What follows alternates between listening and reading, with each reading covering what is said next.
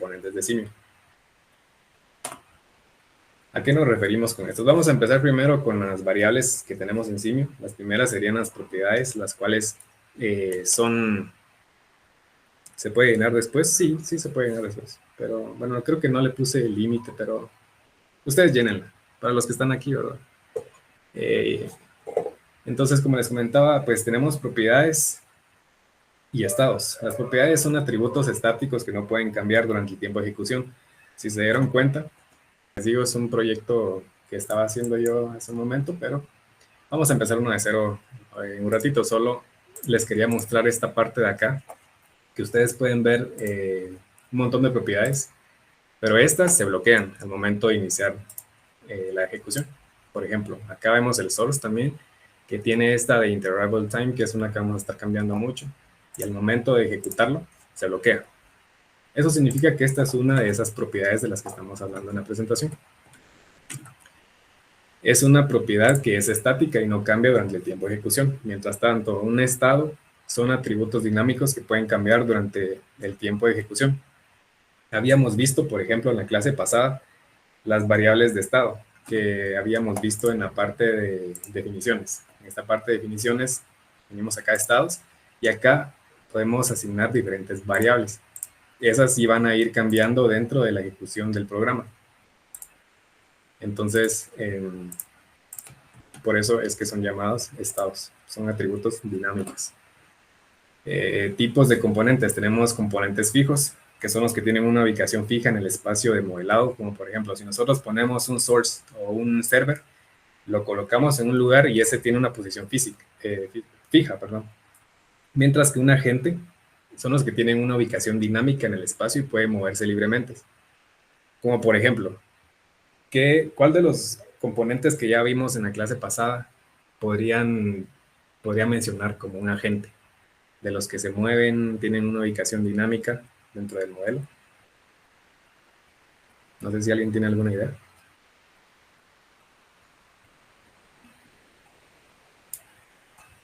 Bueno, si no, vamos a continuar. En la parte de componentes fijos tenemos los enlaces y nodos. Los enlaces definen una ruta de viaje para las entidades y transportadores. No sé si recuerdan una como línea que estaba agarrando los puntos. Esos puntos son llamados nodos y esos que los unen son llamados enlaces. Los puntos definen un punto inicial y final entre uno o más enlaces. Luego tenemos los agentes. Acá podemos ver las entidades, que ese es uno de los componentes que habíamos visto aquí atrásito, que son agentes, ya que se pueden mover durante la ejecución y también pueden viajar a través de los enlaces y nodos, entrar y salir de objetos fijos. Por otra parte, tenemos los transportadores, que son entidades que pueden recoger, dejar y transportar otras entidades. En este caso, podríamos hablar, por ejemplo, de los vehículos, esta parte de vehículos. Porque si nos damos cuenta, acá en esta parte de propiedades tenemos una lógica de transporte, en donde básicamente hablamos de transportar entidades. Entonces, ese es un ejemplo de un transportador. Más adelante vamos a estar viendo vehículos. Luego tenemos la parte de labels. Los labels en sí son etiquetas de información de diferente tipo, dependiendo de qué sea lo que nosotros necesitemos. Si nosotros necesitamos, por ejemplo, un texto fijo o estático, vamos a utilizar un floating label. Ya, ese se va a quedar ahí así, no va a cambiar durante la ejecución ni tampoco se va a mover. Luego tenemos un status label. Es una etiqueta que puede llevar el valor de una expresión variable. Se puede adjuntar a un objeto y moverse con él.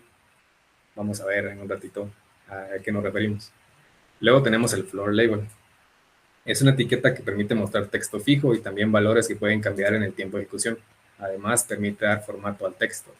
Se puede poner en un lugar fijo o adjuntar a un objeto para que se mueva con él, al igual que el status label. Si se dan cuenta, estos últimos dos dice que sí se pueden mover porque se pueden adjuntar a otro componente, mientras que un floating label va a estar fijo en el modelo.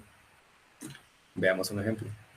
Vamos a borrar esto de acá. Vamos a dejar nuestro model entity, que ese siempre va a ser esencial. Entonces, digamos que yo estoy hablando de un server. A este server, si yo lo selecciono, vemos que aparece acá una pestaña de Attached Animation, Y acá nos aparecen estos dos que acabamos de mencionar de último, el status label y el floor label, porque estos se pueden venir y crear a partir de ese server, es decir, van a estar adjuntados a este server. Si yo vengo y muevo el server, se mueve automáticamente este objeto, este status label. Pero si yo lo hubiese creado sin haber seleccionado el server, sino que únicamente voy aquí a Drawing y luego selecciono, vamos a ver, en esta parte de Animation, esto es un status label, ese no necesariamente está, no está adjunto a otro componente, como en este caso el server, que tiene su propio. Si se dan cuenta, acá en este va a aparecer únicamente una parte de expresión, mientras que en este otro ya va a aparecer attached to, o sea, que está adjuntado a server 1 en este caso. Y también se le va a poder asignar una expresión. Lo mismo va a pasar con floor label.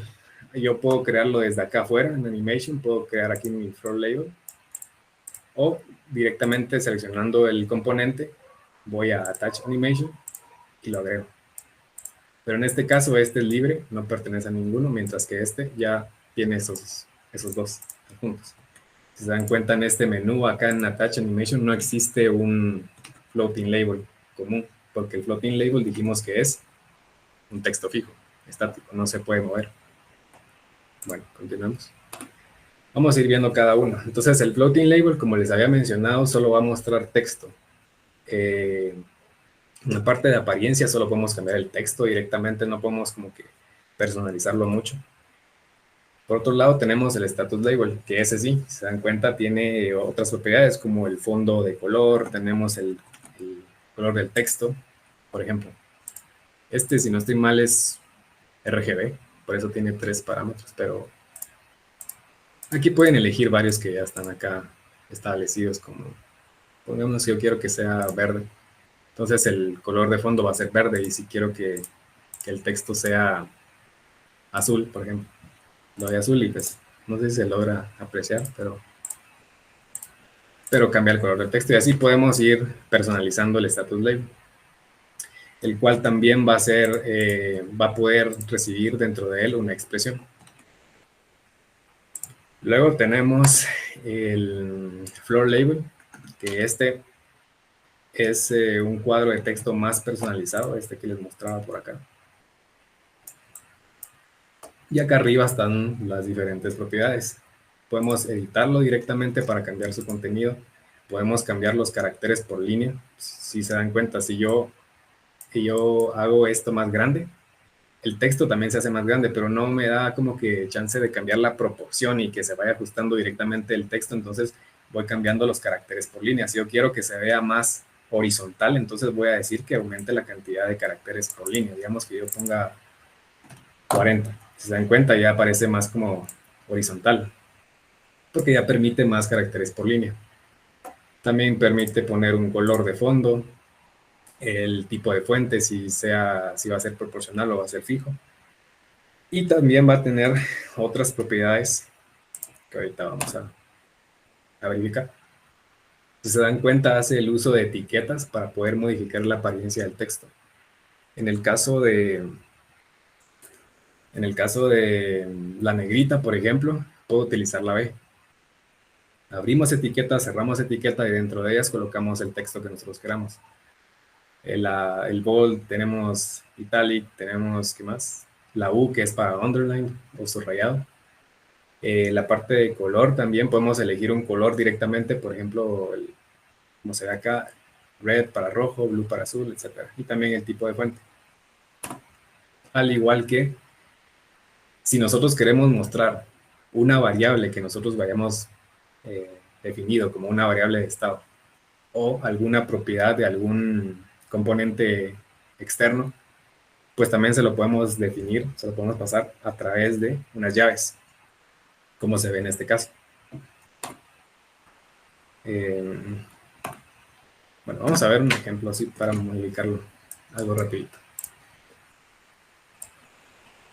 Entonces, si yo tengo, por ejemplo, quiero poner hola, pero ese texto lo quiero poner dentro de una etiqueta para que se vea como en negrita. Entonces ya sé que tengo que abrir y cerrar la etiqueta con B, de esta forma, y dentro colocar ese texto. Entonces ya me va a colocar ese texto en negrita. Bueno, aquí dejé las dos cosas. Digamos que aparte que sea negrita, quiero que esté subrayado. Entonces va a ser con U, ¿verdad? De underline. Y digamos que aparte de eso, también quiero que sea amarillo, por ejemplo. Entonces voy, creo mis etiquetas. En este caso, ¿qué le voy a pasar? Acá en etiqueta. ¿Alguna idea? Si se dieron cuenta, en el cuadro anterior decía, ajá, le pasamos el color hielo, en este caso, cabal. Entonces, le pasamos yellow acá. Y nuestro texto, pues no lo vamos a dejar por acá, sino que lo vamos a colocar en medio de todas estas etiquetas. Y se dan cuenta, cabal, ¿verdad? Está en negrita, es amarilla y tiene su raya. Entonces, así es como ustedes pueden ir viendo eso. Si quisieran, si ustedes tuvieran una variable específica que ya definieron acá en la parte de definiciones, o quieren jalar algún valor específico de algún componente, ya saben que lo hacen con llaves. Lo colocan acá. Y ya lo les debería demostrar. Entonces, eso sería un ejemplo sencillo de cómo pueden ir viendo, cambiando la apariencia de un floor label. Y luego tenemos las entidades. Permítanme, solo voy a apagar la cámara. Tenemos las entities, model entity y default entity. ¿Qué es un entity o entidad? Es un objeto base dentro de Simio que representa un objeto en la vida real en el sistema. Puede ser cualquier cosa. Puede ser un cliente, un carro, un teléfono, ¿qué más? Un cuaderno, cualquier cosa. Luego tenemos el model entity, que es un derivado básicamente de un entity que sigue siendo una entidad, solo que es derivada de esta. Y podemos ir generando más entidades. Y también tenemos el default entity, que en sí es esencialmente una entidad, únicamente que esta la crea Simio por defecto, automáticamente, sin que nosotros tengamos que agregar nada. Porque de por sí Simio les va a dar error si no encuentran ninguna entidad. Si ustedes, por ejemplo, inician, abren un proyecto y luego borran su entidad, les va a dar error, porque les va a decir que no tienen ninguna entidad seleccionada. Entonces, con crear una o tener una default entity, pues el modelo va a poder ejecutarse. De lo contrario, no se va a poder ejecutar. Entonces, como les decía, un model entity representa un objeto de la vida real que será parte del sistema por un determinado tiempo. Este ingresará y saldrá del mismo utilizando y generando información. Ahora vamos a ver la parte del source. Otra vez. La parte del source simula la llegada de entidades. Simio únicamente acepta tiempo de llegadas de la forma tiempo sobre entidad. Es decir, una cantidad X de tiempo, no importa si es entero, decimal, lo que sea, por una unidad de entidad. No existe así como 0.5, digamos que nuestra entidad haya sido un cliente. Puede decir 0.5 clientes por hora. No se puede, porque en sí estoy diciendo el tiempo específico por unidad de entidad, es decir, por una entidad entera. Por ejemplo, 10 minutos por cliente, 15 minutos por vuelo, 0.5 minutos por microprocesador, etc. Y pues más o menos se ve así como está en la imagen. Es un cuadrito acá que dice source. Acá lo podemos ver un poquito mejor. Tiene acá un nodo de salida. Esta línea verde es un buffer, que en sí esencialmente un buffer. Ahorita se los explico porque eso está en la siguiente diapositiva. Un buffer en sí es una cola. Pero entonces veamos algunas de las propiedades que tiene un source. El entity type define el tipo de entidad que generará el source. El arrival node define el tipo de llegada de las entidades. El time offset es el desplazamiento de tiempo hasta la primera llegada. Como les había mostrado en la clase pasada, puede haber un tiempo en donde no haya absolutamente nada de movimiento antes de la primera llegada, y a eso nos estamos refiriendo con time offset. En este caso, por defecto, siempre va a ser 0. Luego, el interarrival time. Interarrival significa llegadas, ¿verdad? Tiempo de llegadas. Eso es algo que se va a estar viendo mucho tanto en la magistral como en el lado. El tiempo de llegadas y el tiempo de servicio. O el tiempo de procesamiento y todo. O la tasa de llegadas también, se le dice. Define la expresión que establecerá el tiempo de llegada de las entidades. Y luego tenemos entities per arrival, que define la cantidad de entidades creadas en cada intervalo. Si yo, por ejemplo, quiero decir que en cada intervalo genere 2 entidades, pues le cambio de 1 a 2, o que genere 10 y que vaya de 10 en 10, de acuerdo al tiempo que se va a ir generando acá. Pues eso se lo especifico en esta parte de acá. ¿Qué más tenemos? La lógica del buffer. La salida, por ejemplo, la capacidad de entidades que pueden mantenerse en el buffer. Eso sería en la parte de capacity, que en la mayoría de veces por defecto va a estar en infinity, no va a importar en sí cuántas van a estar en la cola de salida del buffer, del source. Porque, digamos, puede haber un objeto siguiente en la modelación que esté limitando el flujo o que se muevan las entidades y se empiecen a encolar. Y entonces, si yo le doy infinity, no va a tener un límite específico, pero yo sí le puedo asignar un límite específico. Entonces, la siguiente va a ser bulk decision type. Es un método utilizado para una entidad para decidir si se opone a entrar al buffer. Y como les mencionaba hace un rato, ¿qué es en sí un buffer? El buffer está asociado a un source y ese es esencialmente una cola. Esta parte que ven acá en verde.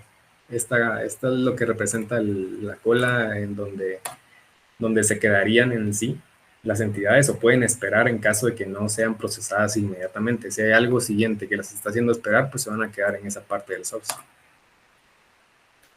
Luego tenemos la parte de finanzas. Tenemos el capital cost, que es el costo por uso del bloque. Es un costo único y que se va a hacer siempre al principio y no se va a hacer durante la ejecución, sino que solo es una vez. Y también tenemos los costos del buffer, como por ejemplo el costo por uso y el holding cost rate. El costo por uso es costo por mantener una entidad en el bloque. Y el holding cost rate es el costo por mantener una entidad, pero en buffer.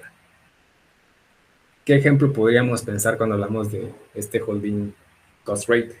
Imaginemos, no sé si alguno, por ejemplo, ha pedido algo en internet, pero no utiliza un courier, sino que directamente lo trae de alguna tienda extranjera y luego entra a Guatemala y se queda en aduana.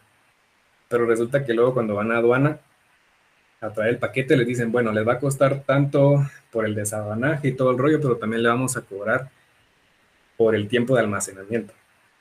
Entonces ese holding cost rate fue en sí ese costo de almacenamiento, que va, pues, dependiendo de cuánto tiempo se haya quedado su paquete en espera en bodegas, les van a cobrar. Entonces ese es el costo.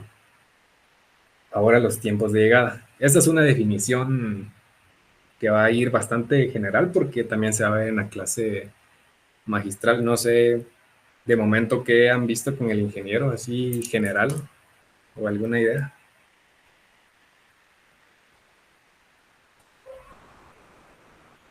F1, Fórmula 1. Hemos visto la Fórmula 1. A la verdad, entonces está interesante la clase, ¿verdad? Bueno, pues ahí se ve mucho esto del tiempo de llegada, porque es algo que se usa mucho para este tipo de enunciados, el tiempo de llegada y el tiempo de servicio. Son dos cosas que es muy importante diferenciarlas. El tiempo de llegada dice que las llegadas aleatorias son a menudo descritas de una mejor manera con una distribución de Poisson. La distribución de Poisson describe la probabilidad que ocurra un determinado número de eventos en un periodo de tiempo a partir de una frecuencia de ocurrencia media. Entonces, si los enunciados específicamente no les dicen a tal entidad o, digamos, clientes, tantos clientes llegan a una tienda, tantas personas por hora siguiendo una distribución exponencial. Si les dicen exponencial, pues se utiliza exponencial. En caso de que en ningún momento mencionen qué tipo de distribución es, se va a tomar como referencia la distribución Poisson, porque es la que mejor describe el hecho de que sean llegadas aleatorias. Y si se dan cuenta, en la última parte acá donde dice a partir de una frecuencia de ocurrencia media, podemos recordar sobre el archivo, perdón, la página de cómo habíamos buscado la casa. Simio distribution. Distribution. Y en esta parte de acá podemos buscar, por ejemplo, lo de Poisson. Entonces, si se dan cuenta, dice que es una distribución discreta que modela el número de eventos en un intervalo de tiempo, en el cual estos están ocurriendo a una tasa constante según el proceso Poisson. El tiempo entre eventos será distribuido de forma exponencial y el número de eventos en un tiempo determinado está Poisson distribuido. El parámetro es la tasa de eventos por unidad de tiempo, debe ser no negativa. Y si se dan cuenta, el parámetro que se le pasa es la media, como justamente decía nuestra diapositiva. ¿Por dónde se quedó la diapositiva? Acá está. Que decía que va a describir la probabilidad que ocurra un determinado número de eventos en un periodo de tiempo a partir de una frecuencia de ocurrencia media. Ahí es donde va eso de la media, como tal, ese es el único parámetro que le vamos a pasar. Luego están los sinc.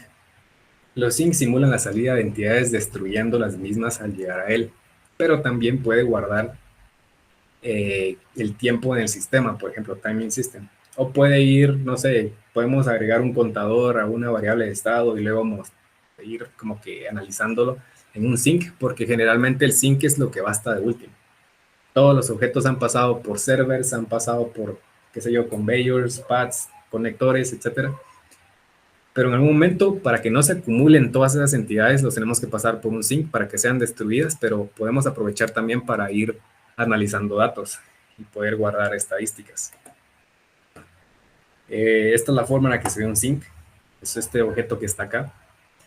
Tiene un nodo acá, que es un basic node, y tienen un buffer de entrada o un queue, que es de este lado.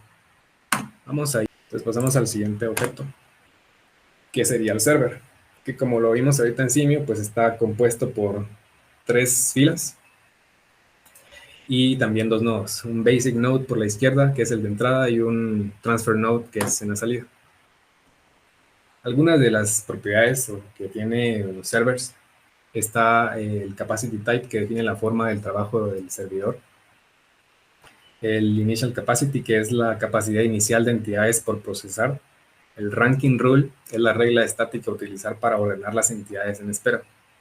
Si se dan cuenta, aquí podemos seleccionar diferentes en ranking rule. Por ejemplo, tiene primera en entrar, primera en salir. Última en entrar, primera en salir. La de valor más pequeño, la del valor más largo, más grande. Entonces acá, dependiendo de cuál seleccionamos, si por ejemplo yo selecciono último en entrar y primero en salir, todos los que vayan a quedarse en la parte de atrás van a ser los primeros en ser procesados, mientras que los primeritos que llegaron acá van a ser los últimos, básicamente. Pero por defecto está que primero en salir, primero en entrar, primero en salir. Así que va entrando y van saliendo, van entrando y van saliendo. Eso también se puede definir acá. Luego tenemos la lógica de procesamiento.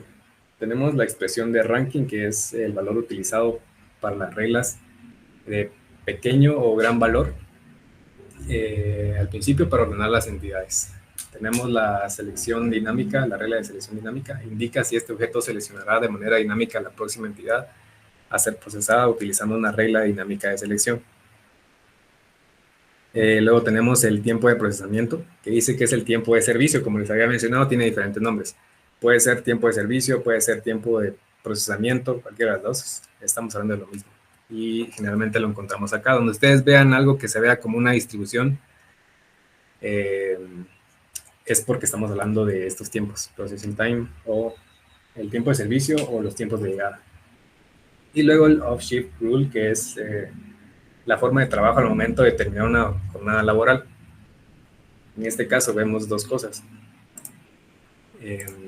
Tenemos que termine el trabajo que ya se empezó o que se suspenda el procesamiento.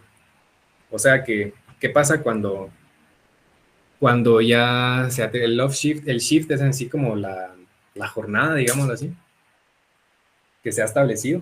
¿Y qué pasa cuando ya llega la jornada de tiempo establecida? Los procesos se van a terminar sí o sí, o se van a cortar por defecto.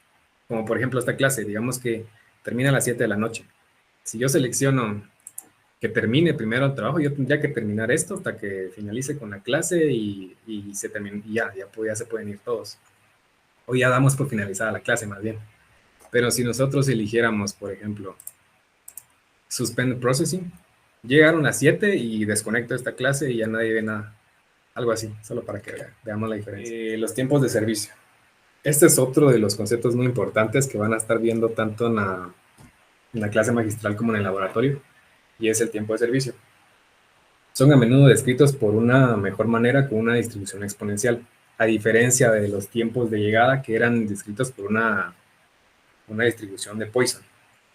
Esta es exponencial.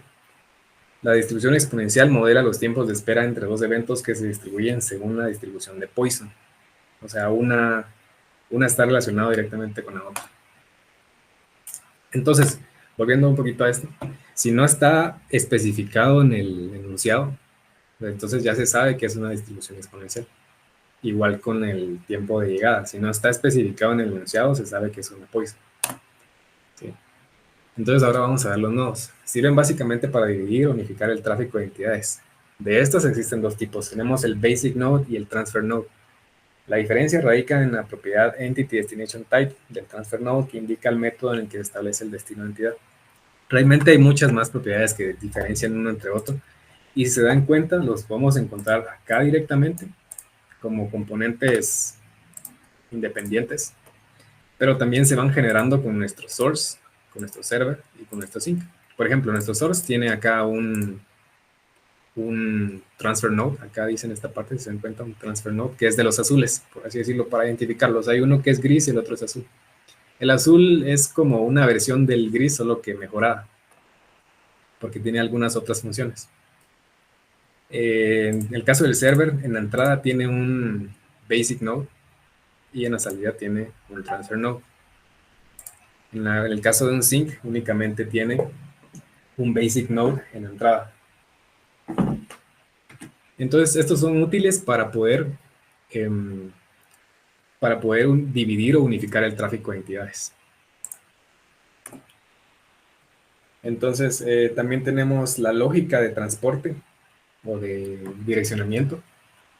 En el caso del Outbound Travel Node, dice que determina la forma en la cual se trasladan las entidades. El Link Preference dice que asigna el destino de las entidades. Y la regla de enlace dice que determina las reglas que serán utilizadas para la selección de caminos. Puede ser el camino más corto o el seleccionado por peso. En esta parte de acá, si yo, por ejemplo, tengo dos servidores, agrego uno más. Y entonces ahora mis entidades se van a mover por un path, que sería el de acá arriba, o por este de acá abajo. Entonces, en este punto, en este nodo, ya estas propiedades van a tomar la decisión de cómo se van a modificar o cómo se van a mover las entidades a través de estos paths, porque no es como, bueno, llegaron a este punto, pero ahora cómo deciden hacia dónde irse, por acá o por acá. Como les había mencionado en la clase pasada, acá hay una propiedad que es el selection weight, que es el peso de este path. A medida en el que aumenta el peso, tiene más chances, por así decirlo, de que las entidades agarren por ese camino. Y eso está definido en este punto, porque acá dice la regla. Está seleccionado por defecto el camino más corto, pero puede ser también por el peso de enlace. Si yo le doy por el peso de enlace, entonces ya va a tomar en cuenta este peso específico. Porque si nosotros tomáramos el camino más corto directamente, lo que va a hacer es tomar una longitud física que podría llegar a tener este path, por ejemplo. Esto se lo puedo asignar aquí, en esta parte de escala. Normalmente está en true, que significa que a medida que sea más largo, también va a ser más larga su representación. Si uno está gráficamente el doble que el otro, pues significa que es el doble de largo, ¿verdad? Pero si yo le doy en false, significa que yo le puedo asignar acá a través de un valor cuánto va a medir ese camino, ya en la vida real. Digamos que entre la entrada de un cine, por ejemplo, hacia donde está la sala o las salas, está determinada en metros. Entonces yo vengo y yo digo, bueno, son 15 metros. Acá selecciono la unidad. Pueden ser metros, kilómetros, centímetros. Entonces esto, por así decirlo, va a medir 15 metros. Mientras que esto, pues acá también puedo darle false y poner aquí una longitud. Pero en este caso, pues yo lo voy a dejar así, únicamente con pesos, porque va a ser el que más vamos a usar ahorita. Y entonces en este caso estaríamos utilizando by link weight, que sería el peso. Por último tenemos, bueno, otro de los objetos es enlaces. Nos ayudan a unir dos nodos dotándolos de un flujo o camino a seguir por las entidades. Existen 4 tipos. Tenemos los connectors, los paths, que ya los vimos, el time path y el conveyor. Vamos a ir viéndolos uno por uno. El connector es el más sencillo de todos, porque únicamente hace como que una unión muy... Es como una unión, ¿cómo decirlo? Como traslapada entre un nodo y otro nodo. Gráficamente aquí se ve como una distancia, pero en sí no lo está tomando como tal, sino que es como que si estuvieran dos cosas juntas. Digamos que yo aquí borro mi pad y en su lugar coloco un connector, que sería esto. Yo diría que se ven muy parecidos realmente, porque son dos líneas que tienen unas flechitas y todo, pero si nos damos cuenta de las propiedades, acá solo tiene un selection weight y esta tiene un montón de propiedades más, porque esta es como que si estuviera tomando mis dos objetos así, un nodo sobre el otro, ¿ya? No le podemos dar propiedades de distancia, de qué sé yo, hay muchas cosas más que tiene aquí el pad que acá no se pueden hacer. Entonces, vamos a retroceder. Bueno, acá tenemos el pad. Entonces ese sería el más básico, el connector. Luego tenemos el pad, que este sí permite definir una vía entre dos nodos, en la cual el tiempo de viaje está determinado por la longitud del camino y la velocidad de la entidad que viaja a través de él. Este objeto permite representar elementos como caminos, carreteras o simplemente facilitar la conexión de los distintos elementos del modelo. Cabe destacar que el pad es el que vamos a utilizar por defecto para unir nodos, ¿sí? Luego tenemos el time pad, que es una variante de pad, únicamente que este va a medir el tiempo de viaje de las entidades entre los nodos que un objeto une. Luego tenemos el conveyor, que en sí es, como digo, se ven muy parecidos entre todos, pero este es un enlace que permite simular de mejor manera las bandas transportadoras en las líneas de producción. Porque de nuevo, una banda se mueve a cierta velocidad, tiene cierta longitud, también tiene cierta capacidad, dependiendo de qué objetos se manejen y qué tamaño tengan. Entonces esas opciones están en conveyor, que es una banda transportadora. Y luego tenemos el más básico, que es el pad, que es el que les digo que vamos a estar viendo. Tenemos la lógica de viaje, ¿ya? El tipo de dirección del camino, también tenemos la capacidad inicial que tiene para ver cuántas entidades pueden ser o pueden ocuparse simultáneamente en ese objeto. El ranking rule, que es la regla estática para utilizar para ordenar las entidades en espera. Y el drawn to scale, que como les mencionaba, especifica si se debe utilizar la longitud del objeto para la lógica de simulación. Si es false, se debe especificar también la propiedad logical length, que es la longitud lógica en metros o cualquier otra medida que esté ahí disponible. También tenemos la que les había mencionado, logical length.